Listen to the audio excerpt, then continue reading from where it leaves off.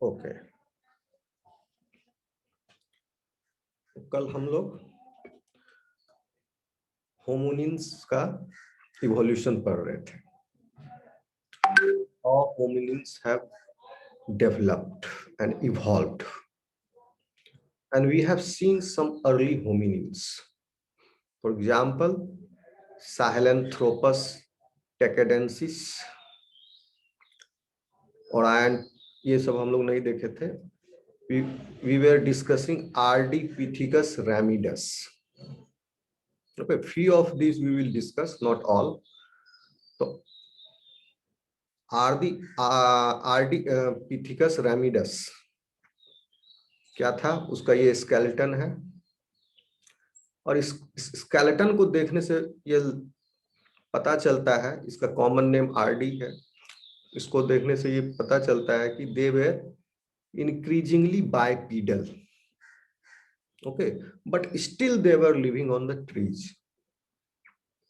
They were able to walk, but they were on the trees. Sometimes they were walking.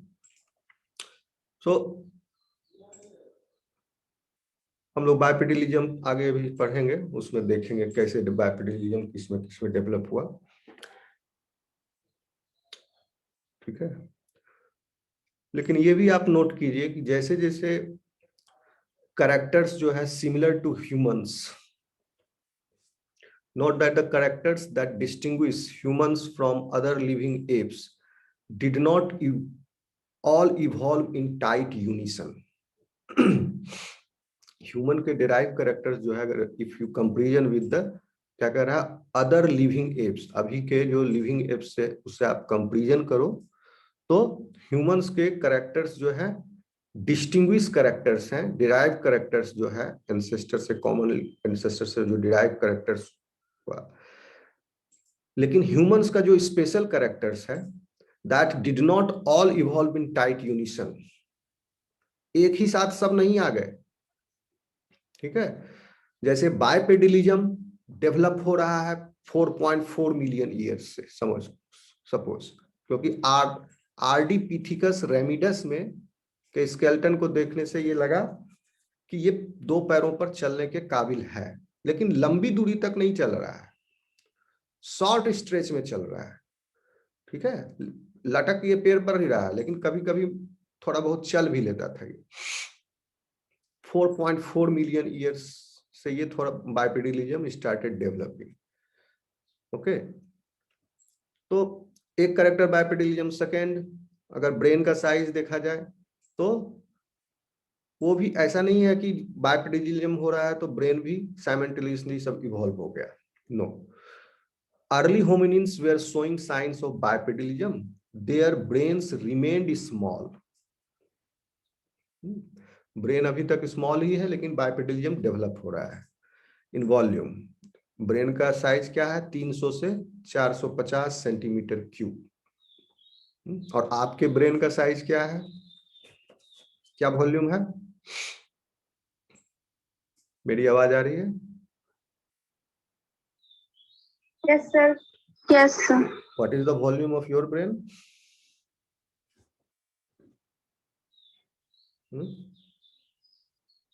Average is 1300 centimetre cube. तो देखिए कितना कम है, इससे 4 गुना से भी कम है. इससे 4 गुना है अभी ह्यूमन का ब्रेन. ये किसका है? वाइल्ड अर्ली होमिनिन्स का ब्रेन साइज है. यानी आप कह सकते हैं ये आर्डिपिथिकस रेमिडस का ब्रेन साइज है.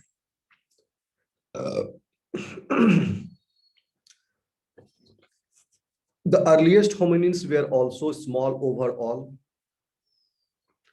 साथ ही साथ ब्रेन भी छोटा है, बॉडी का साइज भी छोटा है.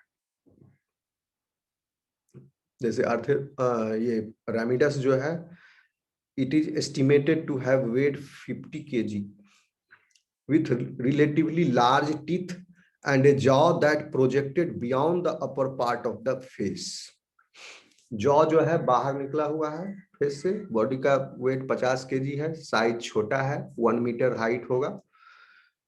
with relatively large teeth and a jaw that projected beyond the upper part of the face. Humans, in contrast, have a relatively flat face. Compare your own face with that of the chimpanzees. Early hominins का जो face है, they were more looking like chimpanzees. So that is, so आपका face जो है comparatively flat है. Okay. तो ये सब आपको क्लियर हो गया है तो थोड़ा सा कंफ्यूजन भी हो सकता है माइंड में क्रिएट. क्या कंफ्यूजन हो सकता है कि कहीं ऐसा तो नहीं कि अर्ली चिंपांजी से ह्यूमंस इवॉल्व हुए हैं. It is important to avoid two common misconceptions when considering early hominins. पहला क्या misconception हो सकता है आपके दिमाग में? One is to think of them either as chimpanzees, यानी early hominins जो है, they were not direct descendants of the chimpanzees. In fact, chimpanzees के ancestors and the early hominins ancestors were common. Chimpanzee is a different lineage and hominins are different lineage. Okay, so और chimpanzee वाला जो lineage है वो अभी भी chimpanzees के रूप में वो और derive हुआ, इवॉल्व हुआ है. तो आज जो लिविंग चिंपांजीज दिखता है, they are the descendants of those. So it is important to avoid two common misconceptions when considering early hominins. One is to think of them either as chimpanzees or as having evolved from chimpanzees. तो ऐसी बात नहीं है. Humans have not evolved from chimpanzees. Chimpanzees is a separate lineage. Chimpanzees represent the tip of a separate branch of evolution. Tip है, separate branch of evolution का जो आज के चिंपांजी दिख रहे हैं उसका टिप है, और हम लोग जो ब्रांच हुए हैं उस ब्रांच का हम लोग टिप है. And they acquired derived characters of their own after they diverged from their common ancestor with humans. दूसरा मिसकंसेप्शन दूर कर लीजिए दिमाग से, that human evolution as a ladder leading directly from the ancestral ape to Homo sapiens. This error is often illustrated as a parade of fossil species that become progressively more like ourselves as they march across the page. ठीक है, कहने का मतलब हुआ human evolution जो है एक कोई लैडर की तरह नहीं है, डायरेक्ट लैडर. जैसे एप है, एप और ह्यूमंस का कॉमन एंसेस्टर है, then this has come, then this has come, then this has come. Okay, जैसे ऑस्ट्रेलियोपिथेकस रेमेडिस आया, तो आप ऐसे नहीं सोचोगे कि हम लोग ऑस्ट्रेलियोपिथेकस रेमेडिस से इवॉल्व हुए. No, that is a separate branch. Many species were evolving. Many species were evolving in the early hominins. Diversity था. कुछ lineage जो है, एक lineage रेमेडिस हो गया, दूसरा lineage ऑस्ट्रेलियोपिथेकस है. Okay, and these lineages evolved at different time points. Evolve मतलब branch उसका different time point पर हुआ है. ठीक है, तो होमोसेपियंस के जो एंसेस्टर्स हैं, जो डायरेक्ट डिसेंडेंट्स हैं हम लोग जिस स्पीसीज के, वो एक्सटिंक्ट हो गया. ठीक है, और हम लोग उस ब्रांच के टिप हैं. So we are Homo sapiens, but we are not descendants of this. Okay, ramidus, Australopithecus ramidus नहीं, ऑस्ट्रेलियोपिथेकस रेमेडिस नहीं. आपको वो मैं फोटो दिखाता हूँ कल मैं. Yeah, this figure I had shown you, Ardipithecus ramidus. We are not the descendants of Ardipithecus ramidus. Not इसका भी नहीं. Okay, Australopithecus africanus का भी नहीं. This is a Homo sapiens जो है हर बार जो ब्रांचिंग होते गया उसका डिसेंडेंट है.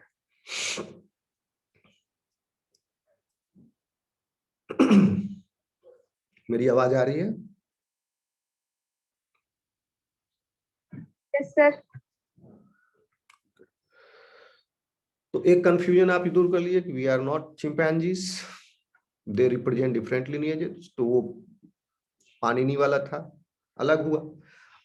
होमिनिन्स में भी they are separate separate branches and Homo sapiens are the descendants of one such branch. तो ये भी आप नहीं समझिए, Homo as a ladder of lead, as a ladder of leading directly from an ancestral ape to Homo sapiens.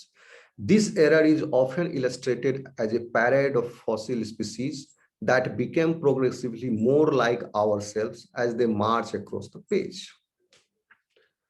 ठीक है, तो ये एरर आप क्यों समझ पा रहे हैं, क्यों आपको ऐसा क्यों लग रहा है? इसलिए लग रहा है कि आप देख रहे हो कि धीरे धीरे ब्रेन का साइज बड़ा हो रहा है in all these different species, so it looks like the Homo sapiens are the direct descendants of this Australopithecus या Ramidus, Ardipithecus Ramidus का direct descendants। ऐसी बात नहीं है, इसको देख के आपको confusion हो रहा होगा।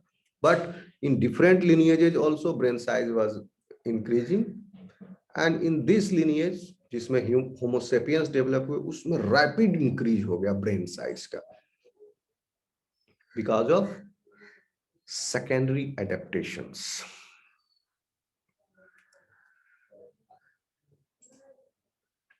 Okay, that became progressively more like ourselves as they march across the page. If human evolution is a parade, it is a very disorderly one, with many groups breaking away to wander other evolutionary paths. बहुत सा group अलग अलग होते गया, evolutionary path में गया वो, they became extinct later on. Some of them survived for few million years, some of them became extinct, and the lineage from from which we belong to, that remained separate. देखिए, at times several hominin species coexisted. Several hominin species were coexisting at time. तो आप कैसे कर सकते हो कि you are descendant of this species or that species? तो ये अभी तक मिस्ट्री है. Investigators are trying to solve this. ठीक है, हाइपोथेसिसेज हैं, कुछ हाइपोथेसिस वाइडली एक्सेप्टेड है, कुछ हाइपोथेसिस नहीं एक्सेप्टेड है, उसको कम मान्यता मिली हुई है, बट दे आर देयर. हम लोग देखेंगे अगर मौका लगेगा एंथ्रोपोलॉजी तो क्या क्या हाइपोथेसिस है. At times several hominin species were coexisted. Several hominin species were coexisted at a time, at same time. जैसे आप देखिए कौन सा टाइम आप consider, suppose 2 million years ago Paranthropus boisei was also existing, Paranthropus robustus was also existing, Homo habilis was also there. Okay, so and this Homo rudolfensis was also there, Homo ergaster was also there. एक 2 million years ago देखिए, इस ऑस्ट्रेलियोपिथेकस को छोड़ दीजिए, तो यहाँ पर देखिए पैरांथ्रोपस, ये दोनों वाले पैरांथ्रोपस, ओके, और होमो हैबिलिस भी है, उस समय एग्जिस्ट कर रहा है, होमो रुडोल्फेंसिस भी एग्जिस्ट कर रहा है, होमो एर्गेस्टर भी है, हाँ होमो इरेक्टस नहीं है अभी, थोड़ा 2 मिलियन साल के बाद. तो ये तो ग्राफ में कम दिखाया है, बहुत ज्यादा थे, दे वर एग्जिस्टिंग साइमल्टेनियसली. ओके, कहाँ थे? At times several hominin species were coexisted. These species often differed in skull shape. Her species के पास स्कल शेप का साइज डिफरेंट था, body size was different, and diet as inferred from their teeth, diet was also different. आप ये नहीं समझिएगा कि primates के descendant हैं, कंदमूल फल फूल खाते थे. Diet was different. आपको मैं दिखाना चाहूंगा इवोल्यूशन. ये फिगर दिख रहा है आपको? Yes, sir. Yes, sir. बड़ा हुआ क्या अभी फिगर आपके स्क्रीन पर? Yes, sir. हो गया. Yes, sir. क्यों मैं इसलिए पूछ रहा हूँ, पहले नहीं पूछता था क्योंकि मैं लेयर पर लेयर चढ़ाया हुआ हूँ। जूम के अंदर भी रिकॉर्डिंग शेयरिंग है, इसमें टीचमेंट में भी रिकॉर्डिंग, और दोनों को मर्ज कर दिया है। इसीलिए ये सॉफ्टवेयर जो है जूम कंफ्यूज हो गया है, दैट इज वाई, इसीलिए मैं बोल रहा हूँ मैंने इसको हैक कर लिया। तो इसलिए मैं पूछता हूँ आपसे, आपको क्या दिख रहा है, क्योंकि मैं जूम के स्क्रीन पर हूँ। क्योंकि इसलिए ऐसा करना पड़ा क्योंकि रिकॉर्डिंग जो था उसमें टीचमेंट में नहीं आ रहा था अच्छा, है कि नहीं, उसमें वीडियो नहीं आ रहा था अच्छे से, आप लोगों की आवाज नहीं आ रही थी इसलिए। और जूम का रिकॉर्डिंग बहुत अच्छा है। देखिए, evolution of human diet. Forest apps जो थे, अभी देखिए 30 million years ago they were eating fruits.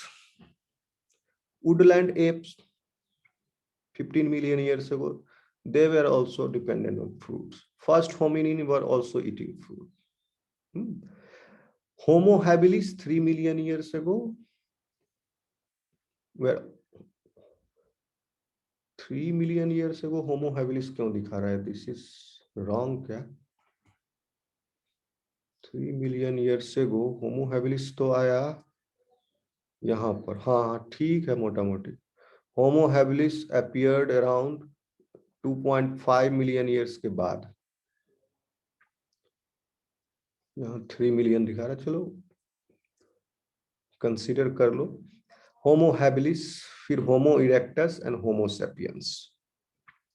Homo sapiens आया 800,000 years, but Homo sapiens appeared around 2 million years ago. तो 800,000 1000 ये 1 मिलियन ईयर से भी कम होगा ना। कुछ टाइम का अलग अलग दिखाएगा आपको, लेकिन this picture is from a good source, journal of internal medicine, ये है पत्रिका, उसका पिक्चर है। ठीक है, फिर फूड पर ध्यान दीजिए आप लोग। फ्रूट्स जो है, एप्स जो है, अभी आपको आवाज आ रही है मेरी? Yes, sir. Yes, sir. First hominins जो है they were eating fruits. Homo habilis omnivorous हो गया, और इसी वजह से दांत जो है इसका ओमनिवोरस टाइप का कैनाइन डेवलप हुए, ओके, टीथ जो है अलग तरह का हुआ। ओमनिवोरस फायर कुकिंग होमो इरेक्टस शुरू कर दिया, ओमनिवोरस था ये, फिर कार्निवोरस हो गया होमो सेपियंस। फायर कुकिंग ये सब बाद में पहले कार्निवोरस हुए, क्योंकि फिर फल फ्रूट सब घट गया, ये लोग कार्निवोरस हो गया, एब्सोल्युटली कार्निवोरस हो गए होमो सेपियंस। देन उसके बाद फिर जब खेती उती का शुरुआत हुआ, agriculture, then they started again eating these things, cereals और ये सब, ओमनिवोरस हुए। फिर कार्निवोरस होने का वजह यही था उनका, हो सकता है फ्रूट्स घट गया हो, वो उन्होंने मरे हुए जानवरों को भी खाना शुरू कर दिया। एक बार गलती से फायर में कुक हो गया तो खाने में मजा आने लगा, and animal body was rich source of protein, तो फिर इनका बॉडी डेवलप हुआ, मसल डेवलप हुआ कार्निवोरस डाइट की वजह से, and they started walking on their legs.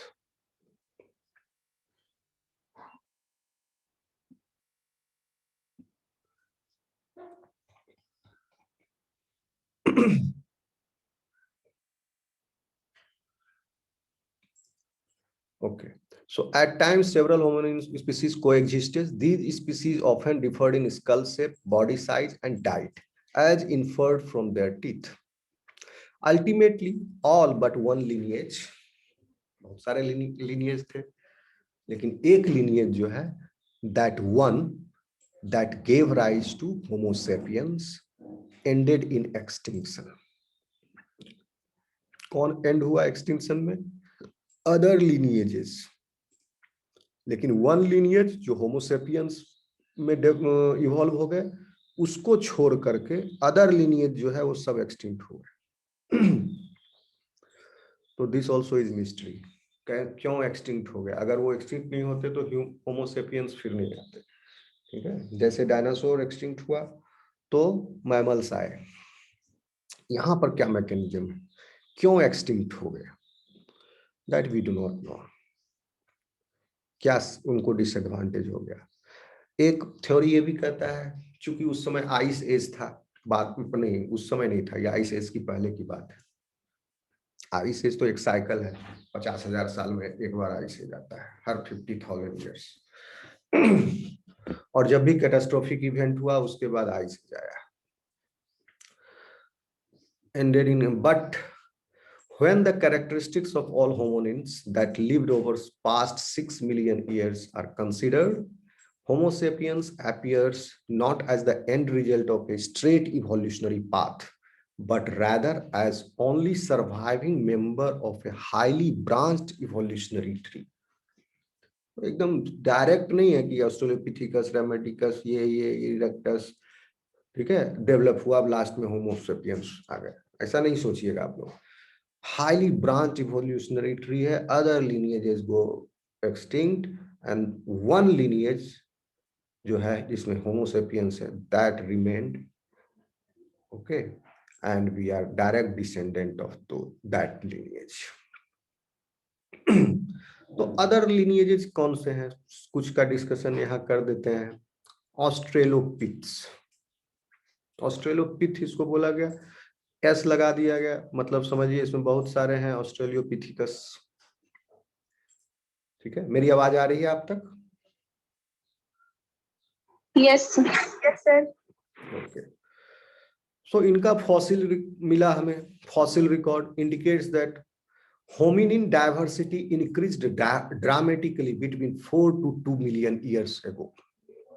ये 20 लाख साल का जो अंतर है, इसमें होमिनिन डाइवर्सिटी काफी डाइवर्सिफाई हुए, australopiths have come, different types of, और फिर बाद में वो एक्सटिंक्ट भी हो गए। देख सकते हैं आप ऑस्ट्रेलोपिथ्स कौन कौन से हैं। एक तो हो गया, अब आर्डिपिथिकस रेमिडियस को छोड़ दीजिए, उसके बाद ऑस्ट्रेलोपिथ्स का लिनिएज डेवलप हुआ। तो first australopith that appeared was anamensis, Australopithecus anamensis, okay. Australopithecus afarensis and Australopithecus africanus. ये ऑस्ट्रेलियोपिथिकस नहीं है, ऑस्ट्रेलियोपिथिकस अफ्रेनिकस आया। फिर ऑस्ट्रेलियोपिथिकस गढ़ी, आपको हम बताएंगे ये ऑस्ट्रेलियोपिथिकस गढ़ी जो है बहुत ही स्मार्ट था, ये टूल यूज करता था।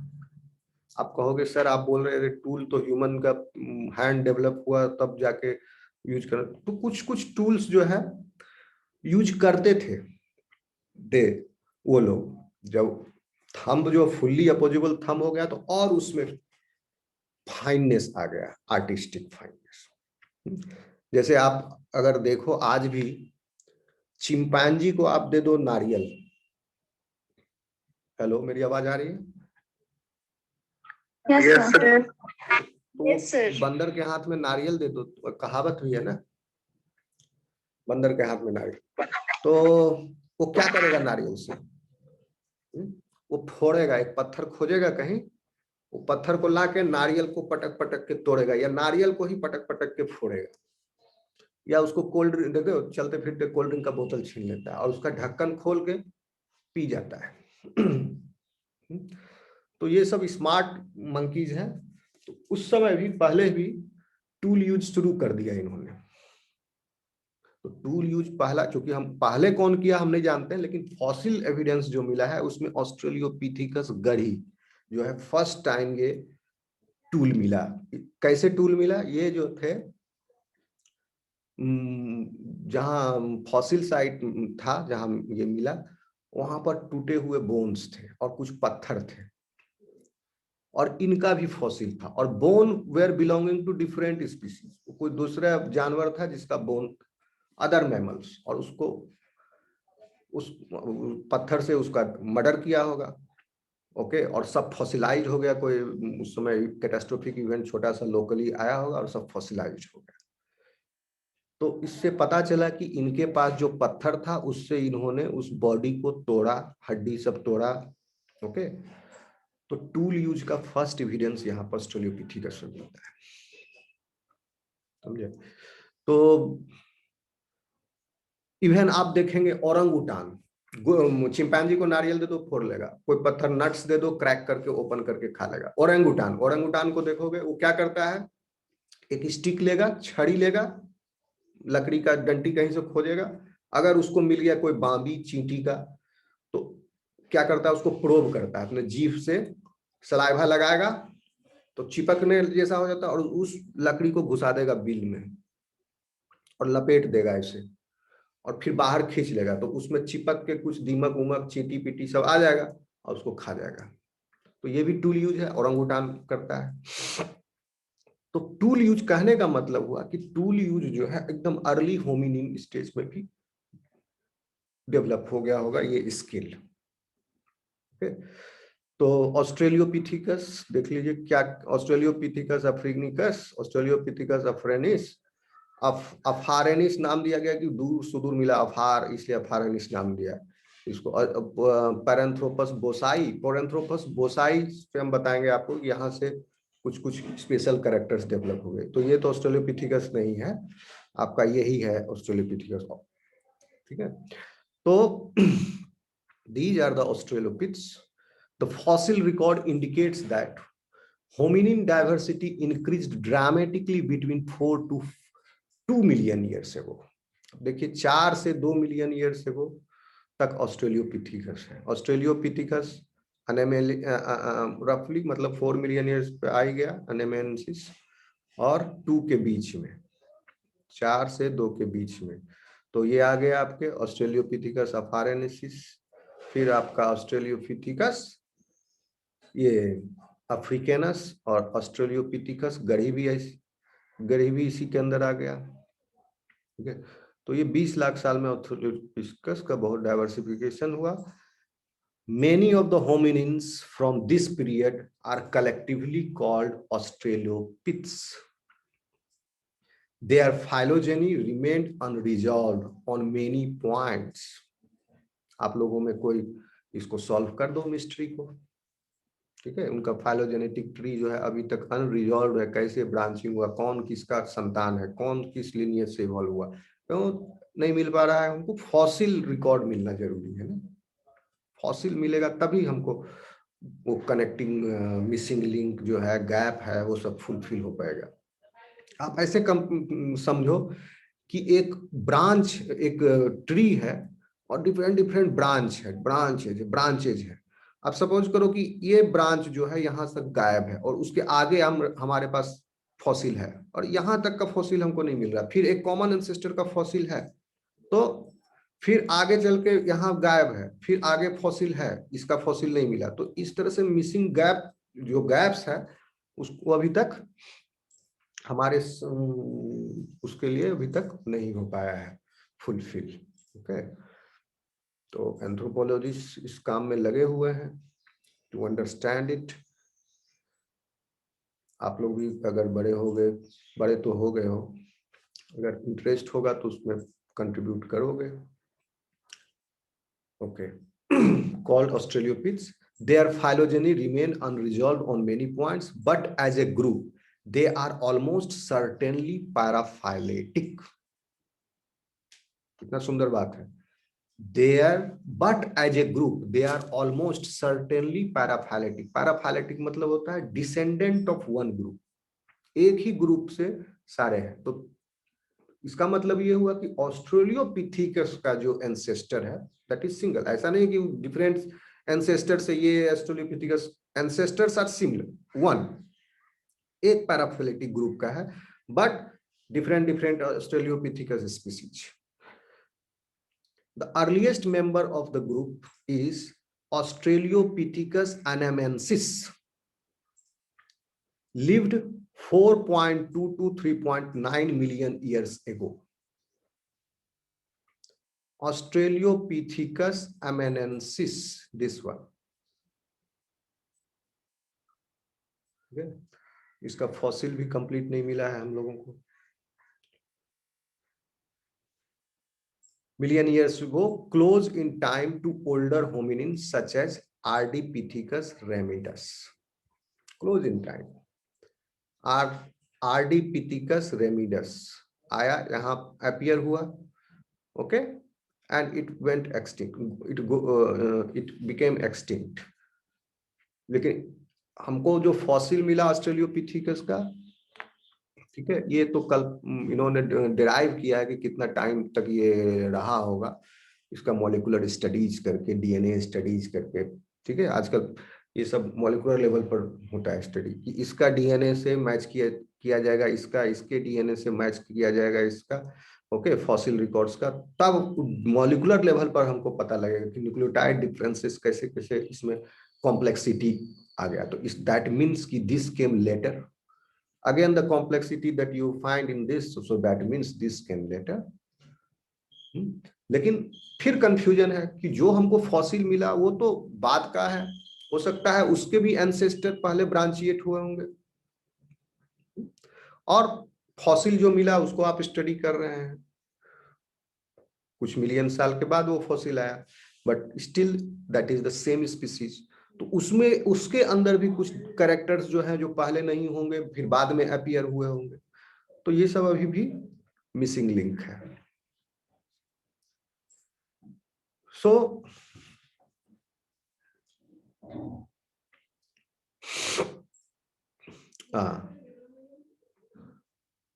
ठीक है, Australopithecus got their name from 1924 discovery in South Africa of Australopithecus africanus, यानी साउदर्न एप ऑफ अफ्रीका।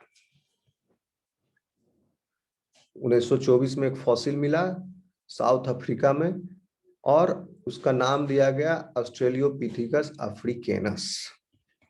कौन सा? ये वाला अफ्रीकेनस। अफ्रीकेनस इज दिस वन, ये, ठीक है। दिख रहा है आपको फोटो? क्लियर है क्या?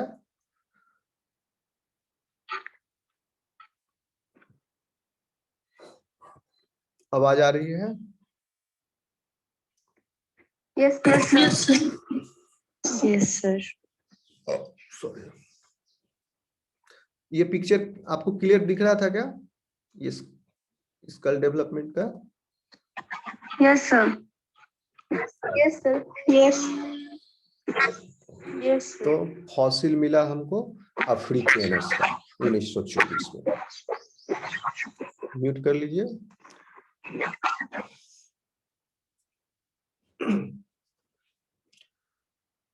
which lived 3 से 2.4 million years ago. With the discovery of more fossils, it became clear that Australopithecus africanus walked fully erect, was bipedal, and had human-like hands and teeth. However, its brain was only about 1/3 the size of the brain of present-day human. अब देखिए, present day human का brain size is average 13 centimetre cube, और रेमिडस का कितना था? रेमिडस का कितना था ब्रेन साइज? 300 से 450, तो ये भी 1/3 है। तो रेमिडस का जो ब्रेन साइज है उसी के बराबर, ये रेमिडस का जो ब्रेन साइज है उसी के बराबर अफ्रीनिकस का भी ब्रेन साइज है, बट अफ्रीनिकस जो था वो थोड़ा सा और सीधा हो गया, बट स्टिल ऑस्ट्रेलियोपिथ्स, जितने भी ऑस्ट्रेलियोपिथ्स हैं, आप ये नहीं समझिएगा कि सब जो है completely they are bipedal. No, they were living on the trees as well as on the ground.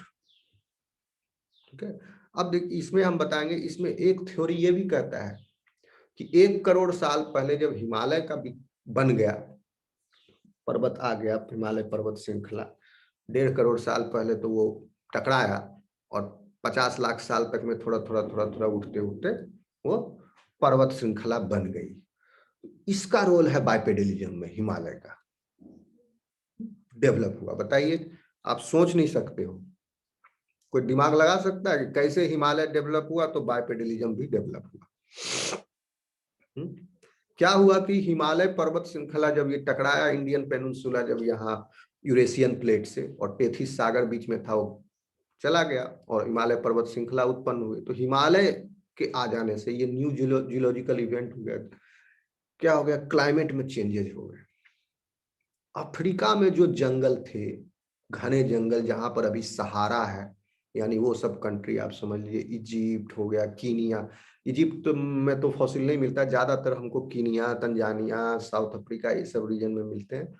वहां भी रहे होंगे एनिमल्स, क्योंकि लेकिन फिर उसका फॉसिल नहीं मिला, क्योंकि वो ह्यूमन सिविलाइजेशन वहां डेवलप हुआ। इजिप्ट की सभ्यता बहुत दिन तक तो खोद खोद के वो लोग, वो क्या मतलब है हड्डी से पुराना, तो सब लॉस हो गया होगा वहां से। लेकिन कीनिया और तंजानिया में हमको फॉसिल मिलता है। तो क्या बोल रहे थे? हाँ, हिमालय। तो क्या हुआ? हिमालय पर्वत श्रृंखला बनी तो क्लाइमेट में चेंज हो गया। जो हवाएं जाती थी अफ्रीका की तरफ बारिश करने के लिए, उन हवाओं को रोक करके मानसून में भी परिवर्तन हुआ। वो अब इंडियन पेनिनसुला पर पानी बरसने लगा। पहले वो आपका ओशियन से, इंडियन ओशियन जो था अभी, उससे हवाएं अफ्रीका में जाके बरसा करती थी, अभी भी करती हैं। मानसून अफ्रीका में ईस्टर्न कोस्ट पर होता है। इंडिया की तरफ रुख हो गया, यहाँ पर मानसून आ गया, यहाँ होने लगी। तो सहारा का डेजर्टिफिकेशन हुआ, डेजर्ट। तो डेजर्टिफिकेशन से पहले फॉरेस्ट लॉस हुआ। जैसे जैसे ड्राई होते गया क्लाइमेट, ह्यूमिड होते गया, रेनफॉल कम होते गया, सूखते गई जलवायु धीरे धीरे, तो क्या हुआ? जंगल कम हो गए। अब क्या करेंगे बेचारे ऑस्ट्रेलियोपिथेकस? पेड़ पर रहते थे, जंगल धीरे धीरे कम होते गया, ये लोग पेड़ से उतरना चालू किया घास के मैदान में। तो अब बड़ा बड़ा पेड़ खत्म हो गया, सवानाज हो गए। तो ऑस्ट्रेलिया में सहारा रेगिस्तान जो है, वहां फिर घास का मैदान आया। उन घास के मैदानों पर ये हमारे एंसेस्टर्स जो है पैरों से उतरे और थोड़ा बहुत चलना कोशिश किया, चलने लगा।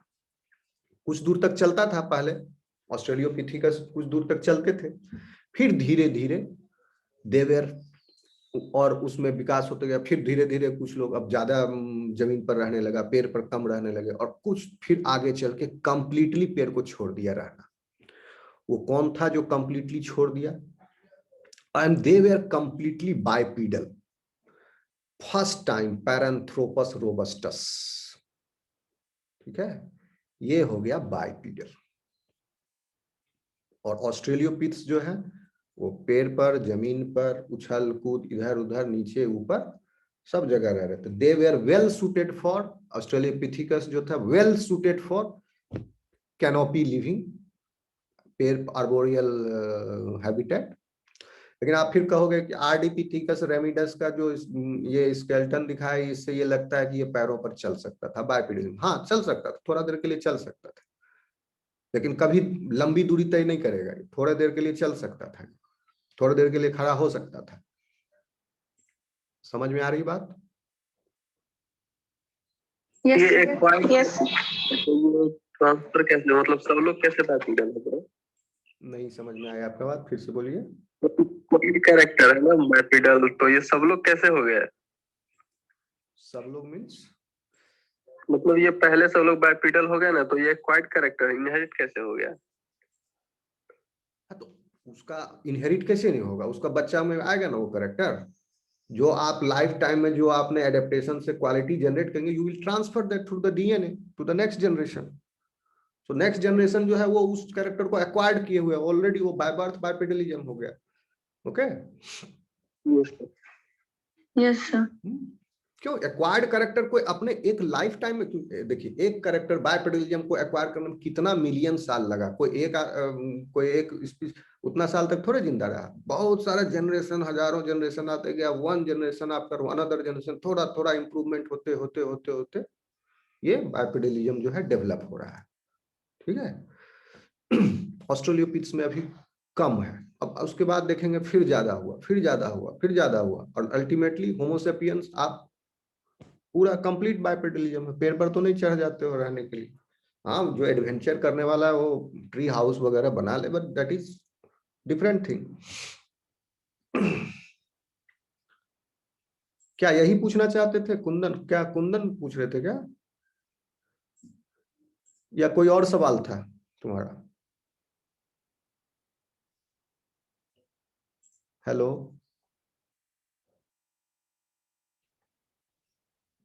आवाज आ रही है मेरी? Yes, sir. Yes, sir. यही सवाल था कुंदन का, या कोई और सवाल पूछ रहे थे? Have I answered your question?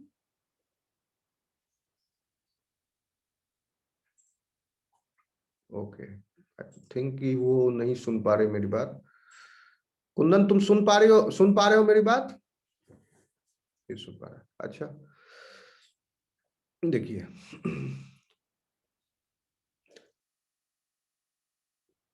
Australopithecus got their name from 1924 discovery Africanus लिया गया नाम उसका, and which lived between 3 say 2.4 million years ago. With the discovery of more fossils, it became clear that Africanus walked fully erect. ये full एकदम सीधा होकर के walk कर सकता है, लेकिन ज्यादा देर तक नहीं कर सकता है। ये थोड़ी दूर तक फुल्ली इरेक्ट वॉक कर सकता था, was bipedal and had human-like hands and teeth. However, its brain was only about 1/3 the size of the brain of a present day human. Brain इसका अभी भी छोटा है, अफ्रीकानस का। In 1974, 1924 से 50 साल के बाद, in the Afar region of Ethiopia, Ethiopia में अफार रीजन है, इसलिए नाम दिया गया ऑस्ट्रेलियोपिथेकस अफारिनेसिस। क्या नाम है इसका? Australopithecus afarensis. So Afar region में इथोपिया का paleo anthropologist discovered 3.2 million year old Australopithecus skeleton that was 40% complete, मतलब पूरा स्केलेटन का 40% मिला, और नाम दिया इसका लूसी। बहुत इंपॉर्टेंट फॉसिल है लूसी, ठीक है, common name, pet name Lucy. Lucy as the fossil was named after sort, only about was sort. ये छोटा था इसका बॉडी हाइट बहुत, और लूसी क्या था? ऑस्ट्रेलियोपिथेकस का स्केलेटन मिला, और जिसका नाम दिया गया ऑस्ट्रेलियोपिथेकस अफारेंसिस। 1 मीटर हाइट था। Lucy and other fossils have been given the species name, and Lucy and similar fossils have been given the species name Australopithecus afarensis for the Afar region. And network problem हो गया था, बीच में कुछ आवाज ही नहीं आया। तुम्हारा क्वेश्चन का जवाब मैंने दे दिया, या कुछ और सवाल था? मैं यही समझ नहीं पा रहा था, इसलिए मैं पूछ रहा था। समझ गया, ओके। तो नेटवर्क का प्रॉब्लम जब भी हो ना, तो अब तो कुछ कर नहीं सकते हैं ना हम लोग क्लास को बीच में, तो फिर क्वालिटी भी वीडियो का खराब हो जाए। तो आप रिपीट देख लो, रिपीट भी हम अपलोड करते हैं, उसमें नेटवर्क उसमें क्लियर रहेगा सब, क्योंकि मेरे साइड नेटवर्क प्रॉब्लम नहीं है, तो मेरा रिकॉर्डिंग जो है वो क्लियर रिकॉर्डिंग है, ठीक है। Yes sir. तो अब fossils discovered in early 90s show that Afarensis existed as a species for at least 1 million years. 1 million years तक Afarensis था। ये वाला देख लीजिए, 4 मिलियन से 3 तक, 3 से 4, 1 मिलियन है।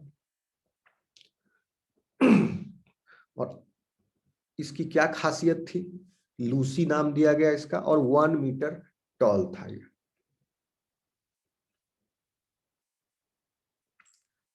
देखिए, at the risk of oversimplifying, we could say that Afarensis had fewer of the derived characters of humans above the neck and below.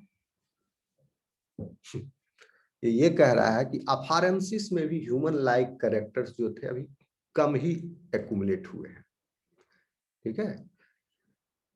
Had fewer of the derived characters of human above the neck than below, यानी नीचे की तरफ, गर्दन से नीचे वो human like characters जो है ज्यादा डेवलप हुए, और गर्दन से ऊपर ह्यूमन लाइक कैरेक्टर्स कम डेवलप है। इसका मतलब ब्रेन अभी भी छोटा है।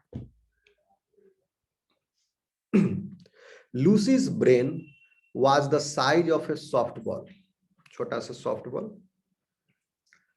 Okay, a size similar to that expected for a chimpanzee of Lucy's body size.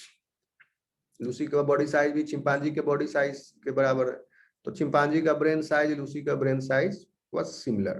Afarensis skull also have a long lower jaw. जो लंबा है, बाहर निकला है. Okay. Skeletons of Afarensis suggest that these hominins were capable of arboreal locomotion. तो फिर अभी देखिए अफारेंसिस जो है खड़ा तो हो रहा है फुल्ली इरेक्ट, बट अफारेंसिस जो है अभी भी उसका आर्बोरियल लोकोमोशन है, पैर पर रह रहा है, with arms that were relatively long in proportion to body size. जब भी हाथ बड़ा है कंपैरेटिवली बॉडी साइज से ह्यूमन के, जैसे ह्यूमन में देयर इज अ रेशियो, अगर आप रेशियो निकालो length of the hand divided by the height, वो जो रेशियो आएगा ह्यूमंस का दैट इज मोर और लेस सेम. 7 फीट लंबा आदमी भी हो तो उसका हाथ भी उसी प्रोपोर्शन में लंबा होगा, हाथ का लंबाई डिवाइडेड बाय बॉडी का लंबाई. ये रेशियो जो निकालोगे वो ह्यूमंस का है एक फिक्स्ड वैल्यू है, थोड़ा बहुत वेरिएशन है. तो उस वैल्यू से ये आपका अफारेंसिस वाला जो है उसका हाथ लंबा है, बॉडी साइज वो जो आया फ्रैक्शन दैट इज ज्यादा है, मतलब वो ज्यादा फ्रैक्शन है, रेशियो का वैल्यू ज्यादा है.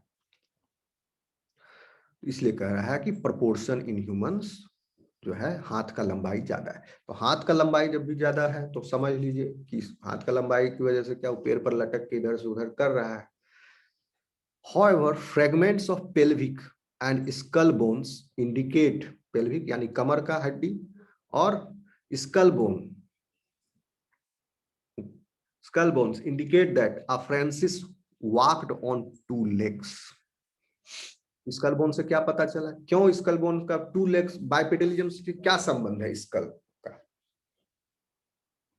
एनीबॉडी? मेरी आवाज आ रही है? सर वो फोरामेन मैग्नम बारे में जो बताए थे कि जो सीधा होने में. करेक्ट. मैग्नम फोरामेन जो है वही है, ठीक है. तो स्कल में मैग्नम फोरामेन नीचे हो गया तो बाइपेडलिज्म और डेवलप हुआ. बाइपेडलिज्म पर एक ही फोर्स नहीं है, बहुत सारे फोर्स. अब आप ये कह सकते हो मैग्नम फोरामेन का विकास क्यों हुआ, क्या सवाना का घास मैदान हो गया, वो एक कारण है मैग्नम फोरामेन के विकास होने का क्या? तो सिर्फ मैग्नम फोरामेन भी है, सवाना का घास मैदान आया वो भी उसको प्रेशर डाला. ओके, पेड़ पर फल फ्रूट कम हो गए, वो लोग फल फ्रूट खाते थे पहले, अब क्या करेंगे, जमीन पर आएंगे घास तो खाएंगे नहीं. क्या किया, धीरे धीरे कुछ कुछ पकड़ के, भूख लगा हुआ था कुछ भी मिला कीड़ा मकोड़ा ये सब खाने लगा. फिर देखा ये तो रिच है, प्रोटीनेशियस डाइट है. ओके, तो इस तरह से several factors were acting simultaneously. So however, fragments of pelvic and skull bones indicate that Afarensis walked on 2 legs. Fossilized footprints in Laetoli, ये तंजानिया में एक रीजन है जहां पर ये लूसी का मिला आपको फॉसिल, ठीक है, तंजानिया में, corroborate that skeletal evidence that hominins living at the time of Afarensis were bipedal. देखिए अब फुटप्रिंट देख करके तो हम कंप्लीटली नहीं कह सकते कि अफरेंसिस ही था, फुटप्रिंट से क्या स्पीसीज पता चलेगा, लेकिन ये कह सकते हैं फुटप्रिंट जो था, क्यों फुटप्रिंट मिला. आप कहोगे कि इतना साल से पैर का निशान मिटा ही नहीं. तो इसका कारण ये था कि यहाँ वॉल्केनिक जो इरप्शन हुआ यहाँ पर और उसके ऐश में पता नहीं ये गर्म लगा होगा जल्दी, फिर मर गया होगा आगे जाकर के जल जुल के, लेकिन जितना देर में ये भागा वहां से वॉल्केनिक लावा फ्लो हुआ इधर अपना गुफा या मांद या पेड़ जहां भी रहता हुआ भागा निकल के यहाँ से, उस चक्कर में वो गरम लावा पर चलते चलते चला गया, पैर उसका जला होगा, फिर मरमरा गया होगा आगे चल के. लेकिन गरम लावा पर जब पैर पड़ा तो धंस गया, जैसे कोई नया कंक्रीट का ढलैया हो कहीं, उसको कहता नहीं चलो अभी, नहीं तो क्या होगा, खराब हो जाएगा हमेशा के लिए. तो उसी तरह हो गया इसका, है ना.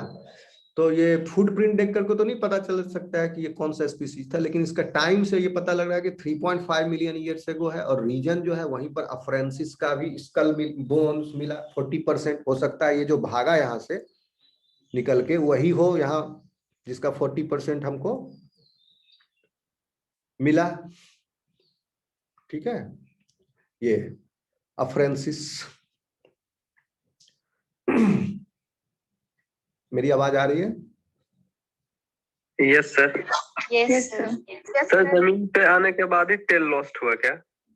टेल तो पहले लॉस हो गया, गोरिल्ला में ही टेल खत्म हो गया भैया। टेल तो पहले ही गया ना, हाँ। समझे? भूल गया, टेल तो गोरिल्ला के लिए वहीं चला गया। चिंपांजी में भी टेल नहीं है। टेल पहले ही चला गया। टेल देखिए यहाँ पर गया, आपको फिगर दिखाता हूँ। टेल अब देख लिए, समझ लीजिए कहां पर से गायब हुआ। गिबॉन में टेल था, एप्स में टेल नहीं है।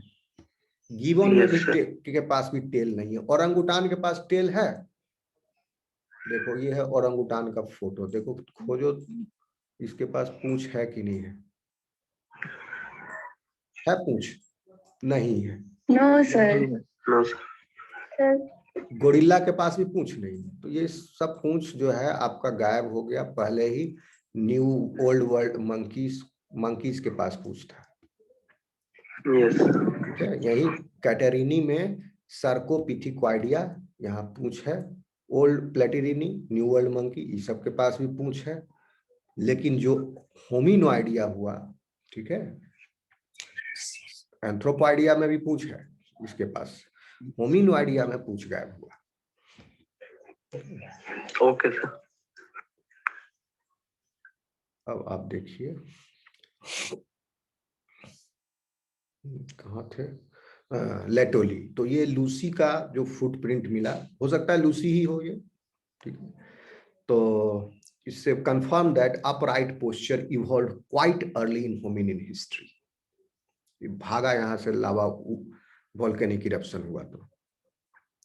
So that Afrensis, at the risk of oversimplifying, we could say that Afrensis had fewer of the derived characters of human above the neck than below. Lucy's brain was the size of a softball, a size similar to that expected for a chimpanzee of Lucy's body size. Afrensis' skull also have a long lower jaw. देखिए lower jaw अभी तक लंबा ही है। इसका मतलब कि अभी भी ये हर्बीवोर्स है। ठीक है, lower jaw, Harbi lower jaw बड़ा है तभी तो उसको चबाएगा बढ़िया से, क्योंकि सेल्यूलोज है। प्लांट प्रोडक्ट्स क्या है, लार्जली दे आर सेल्यूलोज को चबाना है, जुगाली करेगा वो। Skeleton of Afrensis suggests that these hominids were capable of arboreal locomotion with arms that were relatively long in proportion to body size. However, fragments of pelvic and skull bones indicate that Afrensis walked on two legs. Fossilized footprints in Laetoli, Tanzania corroborate the skeleton evidence that hominins living at the time of Australopithecus Afrensis were bipedal. Bipedal लिख रहा है but not completely बाइपीडल। देखिए ये इसका artist reconstruction of Afrensis, a hominin alive at the time of the Laetoli footprints. हो सकता है Laetoli footprint इसी का हो, ये इस तरह से दिखता होगा।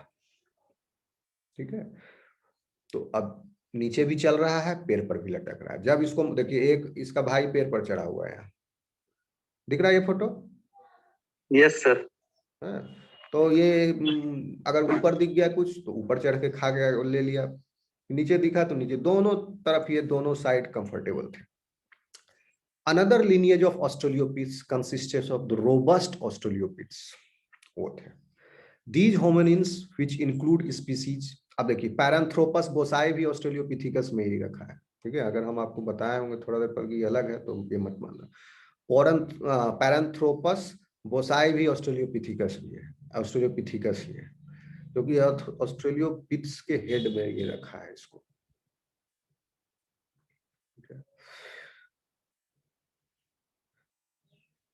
Another lineage of Australopiths consisted of robust Australopiths. These hominins, which included species such as Paranthropus bosae, had sturdy skulls with powerful jaws and large teeth. adapted for grinding and chewing hard tough foods। अभी भी ये पैरांथ्रोपस बोसाई का fossil में हमको teeth मिला, इसके fossil में teeth नहीं मिला, उसके फॉसिल में टीथ देखने को मिला, तो उससे ये लग रहा है बहुत सारा तीन मोलर है। थर्ड मोलर जो है अभी भी है, तो थर्ड मोलर आप में वेस्टिजियल हुआ है, ठीक है। थर्ड मोलर का अगर फंक्शनल है तो that means the animal is primarily dependent on herbivores diet. तो टफ फूड कौन सा है? मांस तो लचीला टफ थोड़े है, टफ फूड है आपका प्लांट के पेड़ पौधे टहनियां ये सब पत्ते। They contrast with the gracile मतलब slender australopiths including Afarensis and Afrenicus, which had lighter feeding equipment adapted for softer food। देखिए क्या बोल रहा है, पैरांथ्रोपस बोसाई के पास थोड़ा सा ज्यादा रोबस्ट दांत है। आप देखेंगे कि पहले फ्रूट्स खा रहा है, तो फ्रूट्स जब तक खा रहे हैं तब तक दांत जो है उतना रोबस्ट नहीं है। अब ये लीव्स फ्रूट खत्म हो गया तो पेड़ का छाल पत्ते घास वास जो मिला वो सब भी खा रहा है, तो दांत जो है थोड़ा और इसका थर्ड मोलर डेवलप हुआ। थर्ड मोलर था ही पहले से ही, लार्ज टीथ बड़े बड़े टीथ हुए टफ फूड के लिए, which had lighter feeding equipments adapted for softer foods। तो ये इसका भी रोल है, soft food hard food. Combining evidence from the earliest hominins with much richer fossil record of later Australopiths makes it possible to formulate hypotheses about significant trends in hominin evolution। Let us consider two of these trends। First one, the emergence of bipedalism and tool use।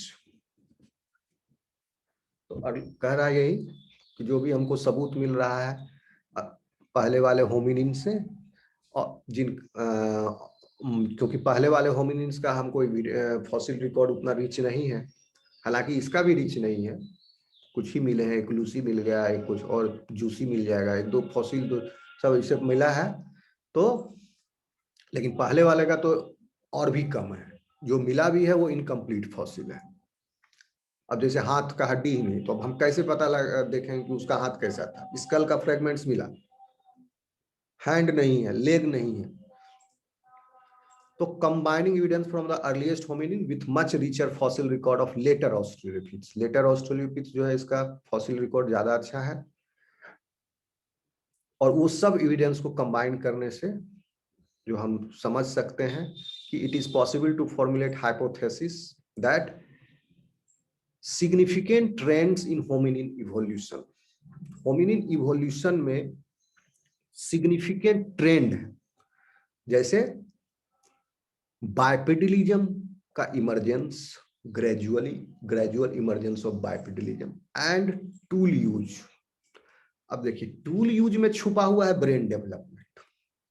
जैसे जैसे tool का, अब दोनों intermediate आपको हम कह सकते हो, टूल ब्रेन डेवलप हुआ तब टूल यूज डेवलप करने लगा। आज देखिए ह्यूमंस कितना तरह का टूल बना लिया, हवाई जहाज, रेलगाड़ी, ये नट बनट सनट सब डिफरेंट मैकेनिकल साइंटिफिक एडवांसमेंट्स कर लिए, लेकिन पहले टूल यूज कम था, बहुत ही पत्थर के औजार बनाए।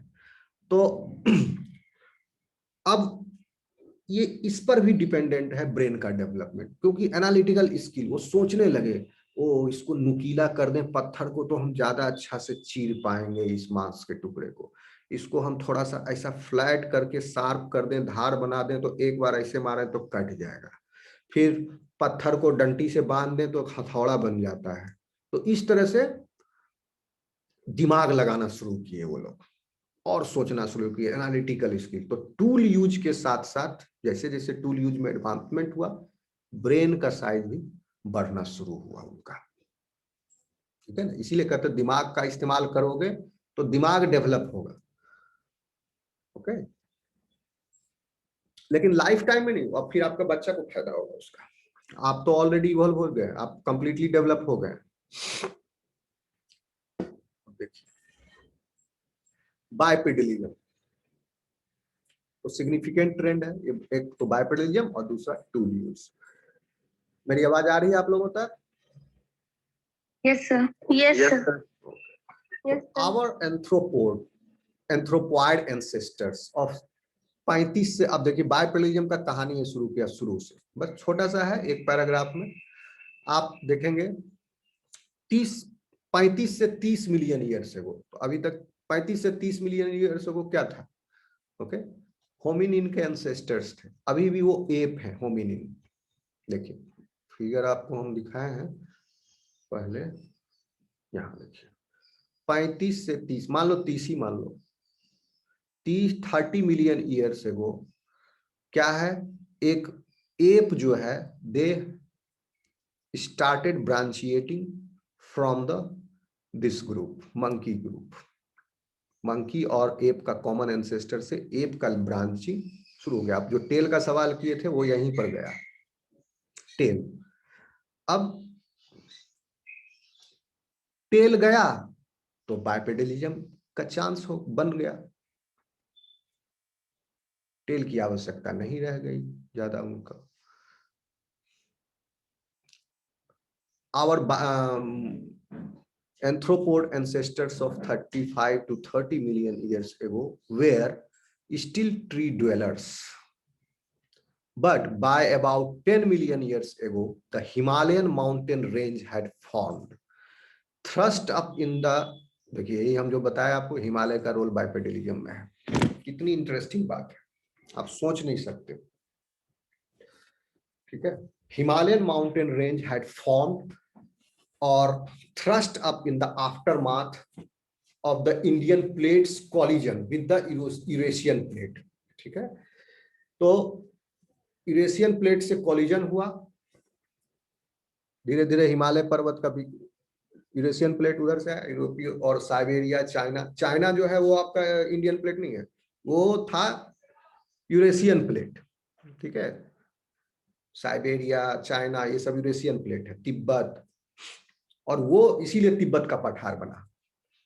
ठीक है, कि तिब्बत का रीजन पठार वो बना इसीलिए क्योंकि फिर वो हिमालय से टकराया, उधर से साउदर्न रीजन से आया, इधर से इंडियन प्लेट जो है वो गया और हिमालय पर्वत उठा और उसके जो है उस साइड पठार हो गया, तिब्बत का पठार। So the Himalayan mountain range had form thrust up in the aftermath of the Indian plate's collision with the Eurasian plate. The climate became drier. Himalaya पर्वत का विकास हुआ तो क्लाइमेट जो है ड्राई हो गया। कहां पर ड्राई हुआ? अफ्रीका में। क्लाइमेट बिकेम ड्रायर, अफ्रीका में और एशिया में भी ड्राई हुआ। जो अभी अरेबियन पेनिनसुला और ये पूरा जो डेजर्टिफिकेशन जो हुआ है वो हिमालयन पर्वत के बाद डेजर्टिफाई हो गया कि वहां बारिश होना बंद हो गई। सो drier and the forest of what are now Africa and Asia contracted. जो जंगल थे वहां पर, सहारा रेगिस्तान और ये अरेबियन पेनिनसुला, वहां पर जंगल जो है अब सिमटना शुरू हुआ। The result was an increased area of savanna, घास मैदान। तो जंगल भी घटे तो धीरे धीरे घास का मैदान हुआ। अब घास भी जाएगा फिर डेजर्ट होगा।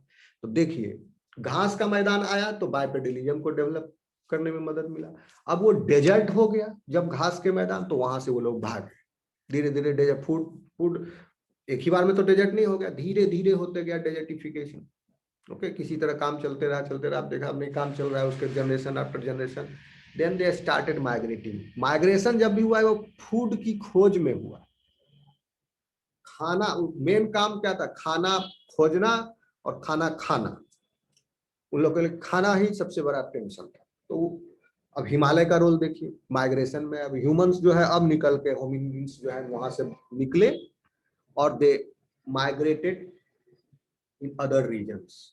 तो फिर आ गए इधर हम लोग की तरफ, इंडियन पेनिनसुला, यूरोप, और फिर इंडियन पेनिनसुला से फिर ओशियानिया और डिफरेंट वो बाद में हुआ, यानी आइस एज के टाइम हुआ, 50,000 साल बाद में ह्यूमंस हुए। पहले होमिनिन्स उतना दूर नहीं गया, फिर बाद में वो कुछ लोग ऑस्ट्रेलिया चले गए किसी तरह तैर तुड़ के, बच बुझ के, एक द्वीप से दूसरा द्वीप, दूसरा तीसरा, ऑस्ट्रेलिया भी पहुंच गया। ठीक है, अमेरिका भी कैसे चला गया ये समझ में नहीं आ रहा। क्योंकि वहां रेड इंडियंस थे पहले अमेरिकन के जाने के पहले। इतना बड़ा अटलांटिक ओशियन कैसे क्रॉस किया? तो इसके पीछे हाइपोथेसिस क्या दिया गया कि आप अगर ज्योग्राफी देखोगे, वर्ल्ड मैप, तो साइबेरिया का जो एक टिप है दैट इज मैच वो अलास्का से जुड़ा हुआ है, थोड़ा सा वहां गैप है सी का, 80 किलोमीटर सी है। देखा है आपने वर्ल्ड मैप? मेरी आवाज आ रही है? Yes Yes, sir. sir. Yes. देख लेना, मोबाइल को Yes. खोल के देख लेना वो मैप, जहां पर रसिया का ईस्टर्न पोर्शन और अमेरिका का वेस्टर्न पोर्शन, बस 80 किलोमीटर का गैप है वहां पर, जो सबसे कम गैप है वो। तो हो सकता है जो साइबेरिया में गया वो फिर समुद्र क्रॉस करके जब वहाँ, क्योंकि विंटर वैसे भी फ्रोजन रहता है, वो वहाँ बहुत ठंडा है, फ्रोजन रहता है विंटर में, तो और फ्रोजन हो फ्रीज कर गया, तो उस पर चल करके वो अमेरिका चले गए होंगे, अलास्का, और वहां से फिर चूंकि यहाँ ठंडा है तो साउथ वार्ड वो गए, फिर लैटिन अमेरिका में भी घुस गए आगे, फिर नॉर्दर्न आपका फ्लोरिडा और टेक्सास ये सब वाले रीजन में, तो रेड इंडियंस वहां पर थे आ गया 50,000 साल पहले। बाद में ये कोलंबस अमेरिका खोजा तो फिर यूरोपियंस चले गए ओशियन को क्रॉस कर, अटलांटिक ओशियन में जहाज में, फिर रेड इंडियंस को मार दिया उन लोगों ने, ठीक है। और इवन ऑस्ट्रेलिया में जो एबोरिजिन्स पॉपुलेशन थे, जो कि ओशिनिया पपुआ न्यू से जो नाव में चल के एक द्वीप से दूसरा वहां गए, तो ये कॉकेशियंस जो है जहां भी इनहेबिट किया वहां के नेटिव पॉपुलेशन को उन्होंने खत्म कर दिया, मार मुड़ दिया पूरा। तो ऑस्ट्रेलिया का भी जो अर्ली ह्यूमन था, इवन ये इंडिया में भी हुआ, ठीक है। ये मार नहीं दिया गया, पता नहीं कैसे वो लॉस हुए, लेकिन यूरोपियंस जो थे वो तो पूरा मास जेनोसाइड किए थे। ये तो बात कंक्रीटली आपको एविडेंस में मिलेगा। रेड इंडियंस को खत्म कर दिया, ऑस्ट्रेलिया में एबोरिजिन्स को मार दिया। अभी ऑस्ट्रेलिया में एबोरिजिन्स बहुत ही कम मात्रा में, एकदम जैसे इंडिया में आदिवासियों की स्थिति है। इंडिया में तो फिर भी आदिवासी बहुत ज्यादा है, ऑस्ट्रेलिया में और अमेरिका में जो वहाँ के आदिवासी हैं वो बहुत ही कम है संख्या में। उनकी सभ्यता, उनका कल्चर, उनका लैंग्वेज, उनका धर्म, जो भी पूजा पाठ करते थे वो सब खत्म कर दिया। अब वो लोग दे आर लाइक, फीचर्स जो है डिफरेंट है, ठीक है। जैसे ऑस्ट्रेलिया में एबोरिजिन्स का फोटो, उसका बाल सब कर्ली मिलेगा, हेयर और कर्ली कॉपरी, ओके। फेस जो है थोड़ा सा ब्लैकिश है, लगेगा कि अफ्रीकन जैसा है 750 साल पहले आपको ट्वाटाराज पढ़ाए, न्यूजीलैंड में गया यूरोपियंस तो ट्वाटाराज को मार दिए, अपने साथ चूहा लेके गए, सब चूहा अंडा खा गया उसका, तो मर गए बेचारे। तो उन्होंने बहुत विनाश किया है, अमेरिका को खत्म कर दिया, ऑस्ट्रेलिया को मार दिया। इंडिया में भी कोशिश में थे वो लोग, कर किए ही, बहुत किए।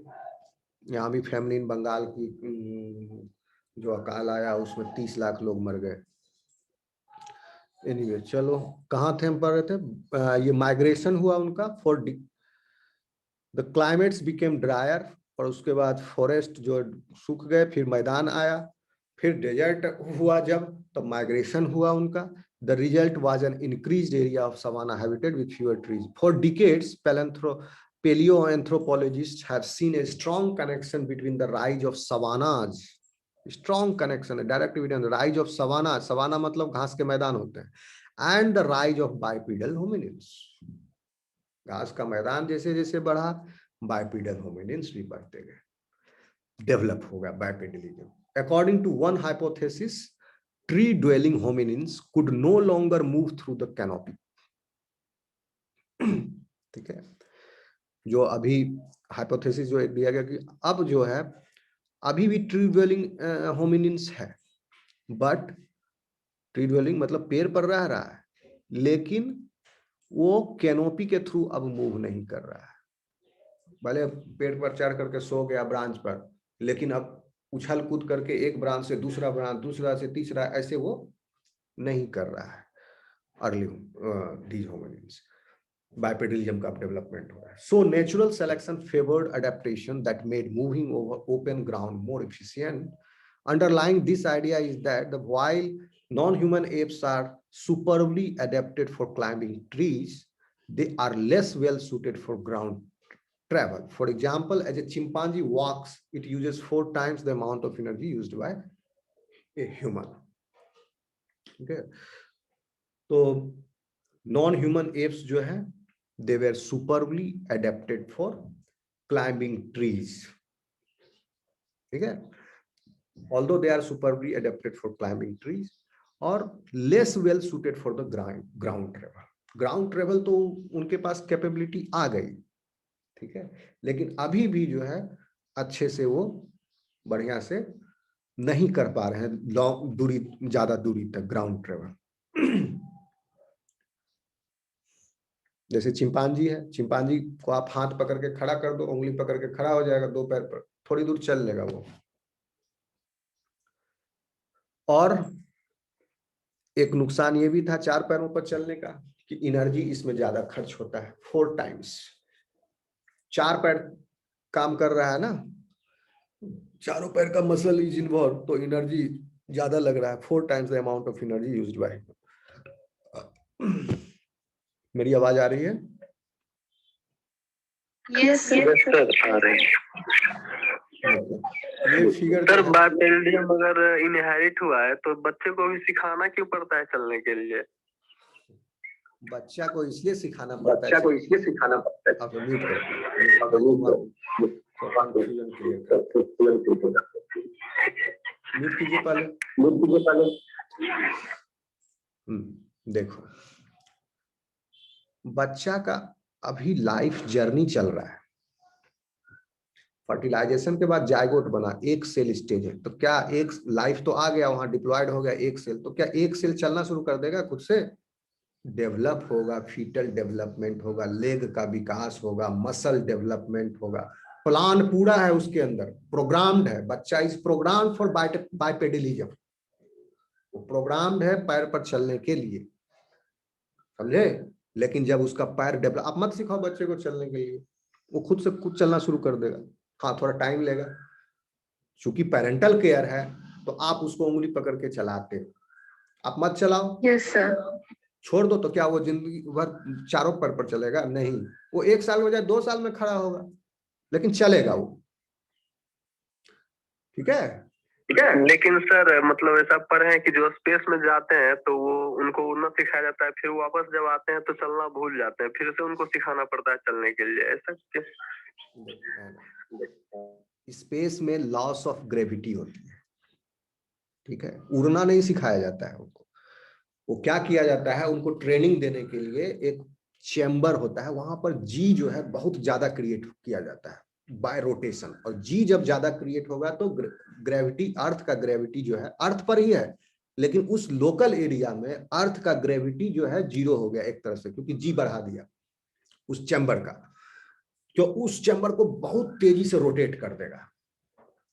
तो रोटेट कर दे, और आपको एक सूट में डाल दिया ताकि आपके ऊपर प्रेशर ना पड़े ज्यादा जी का, और ऑक्सीजन आपको कनेक्शन दे दिया और उसको रोटेट कर दिया, जी को घटा दिया, तो that condition you will be feeling weightlessness. तो स्पेस में भी वेटलेसनेस है उसको। अब देखो, जो पायलट होता है जहाज उड़ाने वाला, उसको क्या नया जहाज दे दोगे तुरंत, लो भैया उड़ाओ, अब शुरू कर दो? नहीं ना, उसको सिखाया जाता है बेसिक चीज, पहले सिमुलेटर होता है, सिमुलेशन।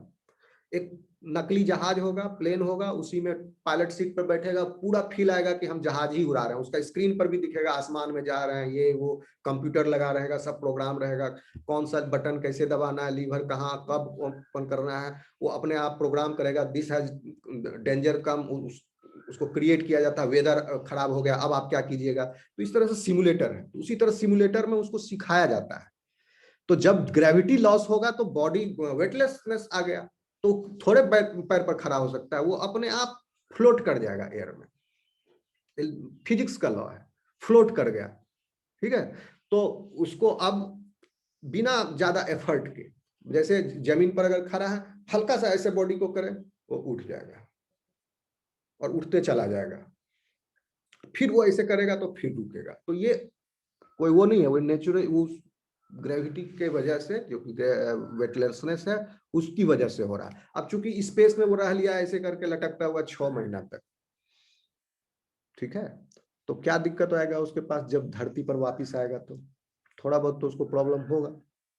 जैसे एक एक्सपेरिमेंट किया गया था, बहुत इंटरेस्टिंग एक्सपेरिमेंट हम बता रहे हैं आपको, कि जेलीफिश का नाम सुने हो? यस सर, Yes, सुने। sir. जेलीफिश बहुत ही Yes. इंटरेस्टिंग एनिमल है।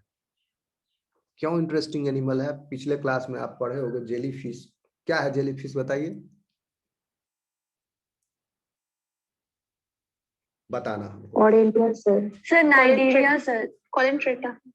ठीक, निजेरियंस। ओके, तो जेलीफिश और हाईली सक्सेसफुल है जेलीफिश। आप सोचिए कब आया इवोल्यूशन में that lineage, and still it is there in the sea. और काफी ज्यादा स्पीसीज हैं and they are abundant also still. और इतना पहले आया तो सोचिए कि कितना मास एक्सटिंक्शन को झेल लिया। 5 मास एक्सटिंक्शन इवेंट को जेलीफिश झेल लिया, 5 बार कैटास्ट्रोफिक को झेल लिया। इवेंट जो अभी लेटेस्ट वाला जो डायनासोर गया उसको भी झेल लिया वो जेलीफिश। कितना थेथर एनिमल है वो, ठीक है। और जेलीफिश के अंदर बहुत तरह के एडेप्टेशन उन्होंने डेवलप कर लिए हैं। उसके हो सकता है कि अगर नेक्स्ट मास एक्सटिंक्शन इवेंट हो, ह्यूमंस गायब हो जाए, तो जेलीफिश का राज आ जाए, ठीक है, वो हो जाए। तो जेलीफिश के अंदर पॉइजन्स है, बहुत तरह का जेलीफिश है। इवन अभी भी वर्ल्ड में जो सबसे मोस्ट पॉइजनस एनिमल जो है, सबसे खतरनाक पॉइजन जो है, बायोलॉजिकल पॉइजन, साइनाइड की बात नहीं कर रहा हूं, केमिकल पॉइजन, वो जेलीफिश का पॉइजन है। Within minutes person will die. एक नाम भूल रहे हैं, नेशनल जियोग्राफी या डिस्कवरी चैनल का एक फेमस एडवेंचर बनाता था, क्रोकोडाइल और इस सब पर बहुत वीडियो, वाइल्ड लाइफ का। वो एडवेंचर में उसको जेलीफिश काट लिया, मर गए तुरंत। डिस्कवरी वाला बहुत शोक मनाया उसके मरने। अभी से, अभी की बात नहीं है, 10 साल पहले की, 10 साल के पहले की बात होगी। तो जेलीफिश को भेजा गया, इन्होंने क्या किया, साइंटिस्ट ने स्पेस में भेजा देखने के लिए कि जेलीफिश में क्या परिवर्तन आता है। तो इंटरेस्टिंगली जेलीफिश जो है स्पेस में जाकर रिप्रोड्यूस किया, बच्चे पैदा किए अपने उन्होंने जेलीफिश, ठीक है। जब उसको घूम रहा है कक्षा में, यानी उस ग्रेविटी के बिना, ग्रेविटी के, ओके। लेकिन वो बच्चे जो स्पेस में पैदा हुए जेलीफिश वाले, वो जब धरती पर वापिस आए तो they were behaving differently. Now they were not mating with the jellyfish which were born on the earth, ठीक है। तो अब इसका अलग ये है बायोलॉजी, क्यों क्या क्या उसमें परिवर्तन हो गया वेटलेसनेस की। तो वही है कि ह्यूमंस भी जो है वो फ्लोट करने लगे, वो उनको फिर अब जमीन पर आएंगे तो उनको पूरा ग्रेविटी फील होने लगा, मेरा बॉडी अब हैवी हो गया है, दे फील इट रोबस्ट। तो बहुत दिन तक वेटलेसनेस में रहने की वजह से मसल जो है वीक हो गया। इसीलिए एस्ट्रोनॉट जो है ज्यादा दिन तक स्पेस में नहीं रह सकते। अगर ज्यादा दिन तक स्पेस में रहेंगे, वेटलेसनेस बॉडी पर निगेटिव इंपैक्ट डालेगा आपके अंदर, आपका मसल वीक हो जाएगा। तो स्केलेटल मसल वीक हो गया तो चलो कोई खास दिक्कत नहीं, क्योंकि आजकल किसी को हाथापाई तो करना नहीं, सारा काम ब्रेन से होता है। हाथापाई का जमाना पहले था, जिसकी लाठी उसकी भैंस, आज भी है, लेकिन एक लार्ज स्केल पर है, ठीक है। जब ये मसल पावर को brain power, brain human brain, दिमागी रूप से जो काम करना, वो जब ओवरकम कर लिया, वो प्राइमरी बन गया, तो मसल पावर का इंपॉर्टेंस कम हो गया। और इसी के बाद समाज में महिलाओं का स्थान बना, ये ऑटोमेटिक हुआ। जिस समय मसल पावर का टाइम था, महिलाओं का स्थान समाज में नहीं था, वो सिर्फ घर में थे।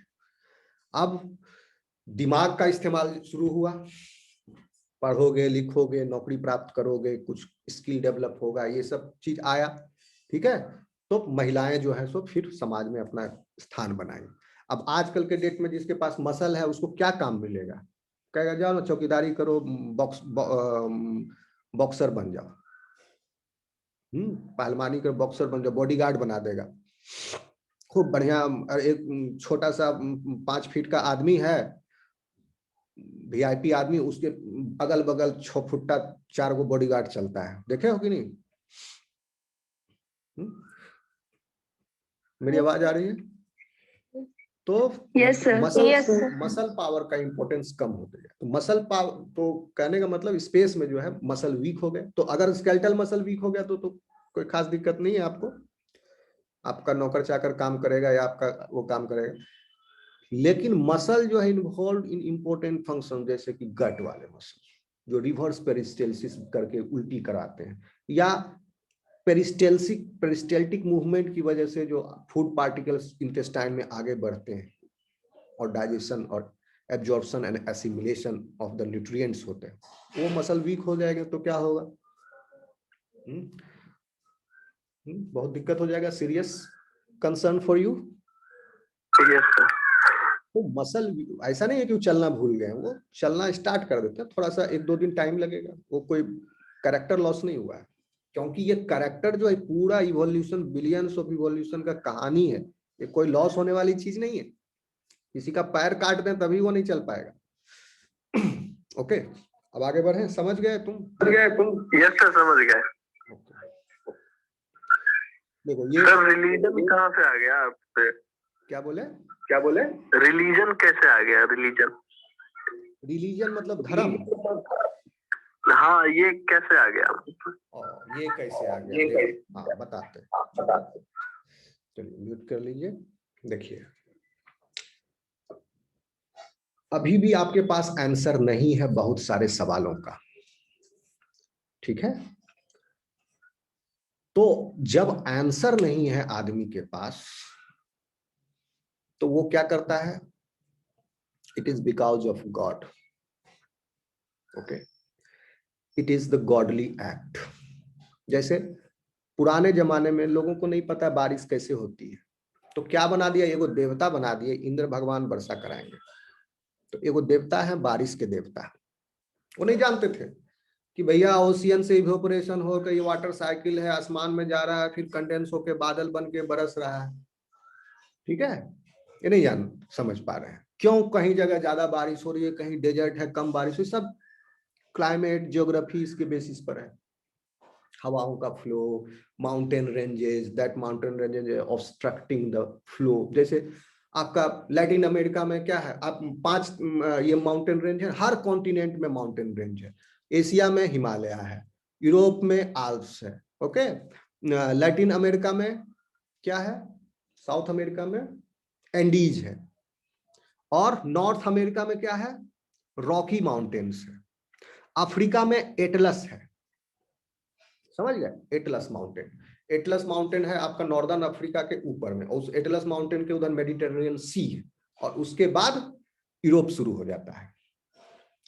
तो